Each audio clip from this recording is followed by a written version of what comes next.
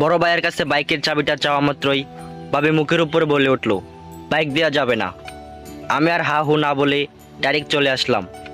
ভাবি না করতেই পারে, কারণ বাইকটা যে ভাইয়ার শ্বশুরবাড়ি থেকে দিয়েছে, তাই সে ডিরেক্ট না করে দিয়েছে। মনের মাঝে কিছুটা কষ্ট পেয়ে তার রুম থেকে বাইরে হয়ে আসলাম। বাসায় আর না দাঁড়িয়ে চুপচাপ আমার কাজে চলে গেলাম। আমার বড় ভাই বিয়ে করেছে 2 মাসের মতো হলো। ভাইয়া ভালো একটা কোম্পানিতে চাকরি করে। আমার বাবা নেই 4 বছরের মতো হলো।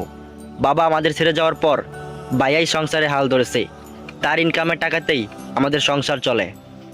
ভাইয়া কখনো নিজের জন্য কিছু কিনে নাই, আগে আমার জন্য কিছু কিনে দিয়ে তারপর নিজের জন্য কিনেছেন। আমি ইন্টার সেকেন্ড ইয়ারে পড়াশোনা করছি। পড়াশোনার পাশাপাশি নিজেও কিছু একটা করার চেষ্টা করতাম।